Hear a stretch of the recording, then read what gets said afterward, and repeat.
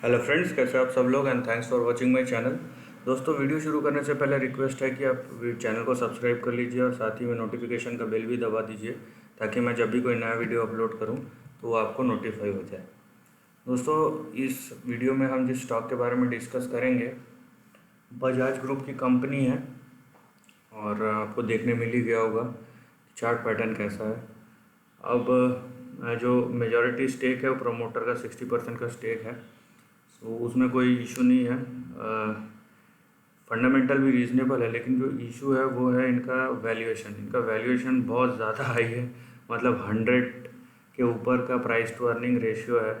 सो वो बहुत ज़्यादा हाई है और एक इलेक्ट्रिकल कंपनी के लिए उतना ज़्यादा प्राइस टू अर्निंग रेशियो होना जस्टिफाइबल नहीं है वैल्यूएशन के पर्सपेक्टिव से। सो अभी तक का जो ट्रेंड दिखा है वो करेक्शन और कंसोलिडेशन का दिखा है। देखते हैं आगे कैसा रह सकता है, उसके बारे में तो बात करेंगे। और साथ ही में इनका डेट भी थोड़ा हाई है। सो डेट का तो प्रॉब्लम नहीं, क्योंकि इनका ग्रुप स्ट्रांग है तो डेट मैनेज हो जाएगा। लेकिन वैल्यूएशन के टर्म्स पे अब देखिए, ग्रुप कितना भी बड़ा हो क्यों ना हो, लेकिन अगर स्टॉक वैल्यूएशन बहुत हाई है तो वो जब तक करेक्ट नहीं होगा या जस्टिफाई नहीं होगा तब तक स्टॉक आगे नहीं बढ़ेगा। आपके पास हज़ारों एग्जाम्पल होंगे, चाहे वो इन्फोसिस का हो, चाहे वो ब्रिटानिया का हो, ऐसे बड़ी बड़ी कंपनीज हैं, या फिर एचयूएल का हो, कि स्टॉक परफॉर्म नहीं करता है या फिर बहुत बार वैल्यूएशन जस्टिफाई नहीं होता। 2-2 3-3 साल कुछ नहीं होता वहाँ पे, मतलब स्टॉक कंसोलिडेट करता रहता है। तो ये सब चीज़ आपको समझना बहुत ज़रूरी है। नाउ चार्ट के बारे में डिस्कस करेंगे, तो ये सब चीज़ आप ध्यान में रखिए, क्योंकि हर एक इंडिविजुअल स्टॉक को देखने का अलग पर्सपेक्टिव, अलग नज़रिया होना चाहिए। क्योंकि हर एक जो स्टॉक होता है वो अलग अलग सेगमेंट, अलग अलग सेक्टर, अलग अलग कैटेगरी को रिप्रेजेंट करता है। ज़रूरी नहीं है हमारी एक्सपर्टीज़ हर चीज़ में हो। टेक्निकल एनालिसिस एक ऐसा प्लेटफॉर्म तैयार करता है जिसका नॉलेज आप हर जगह अप्लाई कर सकते हैं, चाहे वो फंडामेंटल हो या टेक्निकल। लेकिन फंडामेंटल का प्रॉब्लम यह है कि हर सेक्टोरल एस्पेक्ट वहाँ पे इंक्लूड करना पड़ता है, तो फंडामेंटल में उसकी ज़रूरत नहीं है। फंडामेंटल में खाली जो मेन रहता है, हम ये बेस मान के चलते हैं कि everything is discounted in price and at the end of the day price ही है जो हर चीज़ को ड्राइव करता है, तो हम उसको मान के चलते हैं, राइट। सो लेकिन फंडामेंटल में एक एयरलाइन का अगर वैल्यूएशन करना है और एक आप बोलिए कि ग्रॉसरी शॉप का वैल्यूएशन करना है, तो दोनों में बहुत ज़्यादा डिफरेंस है फंडामेंटल चीज़ों का, तो वो अलग ही चले जाता है। सो ये चीज़ हमको समझना बहुत ज़रूरी है।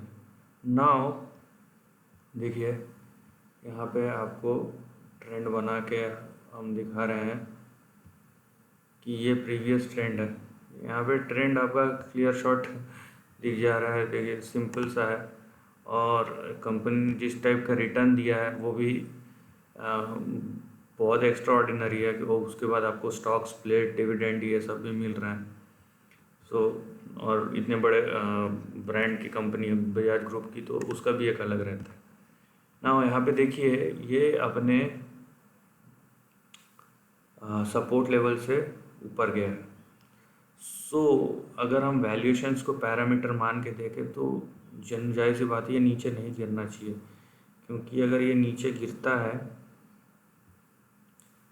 ये नीचे गिरता है तो यहाँ पे अच्छा खासा डाउन साइड आ सकता है। ठीक है, अच्छा खासा यहाँ पे डाउन साइड आ सकता है। यहाँ पे देखिए, ये आपका सपोर्ट लेवल मैं बना के बता रहा हूँ, इम्पोर्टेंट सपोर्ट लेवल्स। ठीक है, यहाँ से अगर नीचे गिरा 269 से, तो आपका यहाँ पे फिर 151 और 135 का सपोर्ट लेवल। और इससे इसका कोई लेना देना नहीं है कि स्टॉक करेक्ट होने का मार्केट ख़राब है इसलिए नहीं। इतना हाई वैल्यूएशन पे स्टॉक सस्टेन नहीं करता। दो ही चीज़ होगा, वो या तो करेक्ट होगा या तो फिर वो कंसोलिडेट होगा। और अगर मान लीजिए करेक्ट नहीं होता है, यहाँ पे ये नहीं बोल सकता कि करेक्ट होगा ही होगा, क्योंकि यहाँ से चलिए 50% का करेक्शन हो गया है, ऊपर से आप देखेंगे यहाँ तक 60% का करेक्शन हो गया है, लेकिन उसके बावजूद भी स्टॉक बहुत ज़्यादा ओवर वैल्यूड है वैल्यूशन से पर। तो ऐसा नहीं है, हो सकता है यहाँ पे अगर ऊपर गया तो यहाँ पे फिर ये 4 डिजिट्स का यहाँ पे नंबर दिख रहा है, राइट। यहाँ पे देखिए 4 डिजिट का, अब ये जहाँ पे भी टच होता है और अगर इसको क्रॉस कर गया तो फिर यहाँ पे ये वाला लाइन, सो यहाँ पे ये दिख रहा है। और उसमें कोई डाउट भी नहीं करना चाहिए कि ऊपर और नीचे का दोनों ही ऑप्शन खुला रखना चाहिए।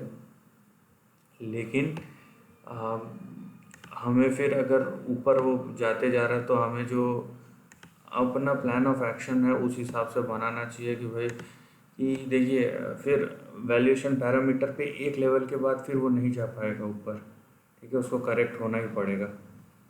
और यहाँ पे आप देखिए, ये देखिए, राइट, ये लाइन अभी तक टूटा नहीं है।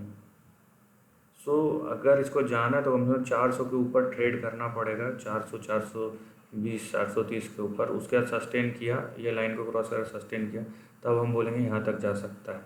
अदरवाइज वैल्यूएशन पैरामीटर पे ये बहुत ज़्यादा अभी हाईली वैल्यूड है।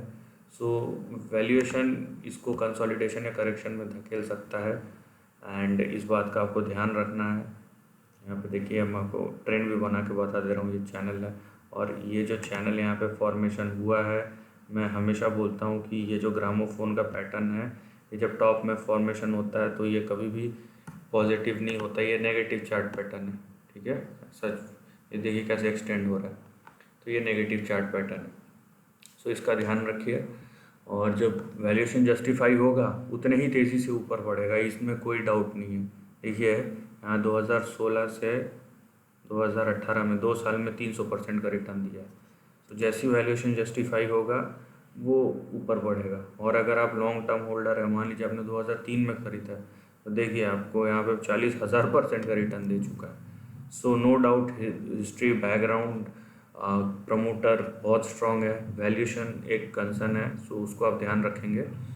सो ध्यान रख के अपना प्लान ऑफ एक्शन तैयार कीजिए और उसी हिसाब से ऑब्जर्वेशन कीजिए और इंडिविजुअल डिसीजन लीजिए। So this is the end of the video. Like पसंद आया तो लाइक और शेयर कीजिए, थॉट्स कमेंट सेक्शन में लिख के बताइए, और ऐसे नए कंटेंट के लिए चैनल को प्लीज़ सब्सक्राइब कीजिए। Lastly, take care of your family and friends.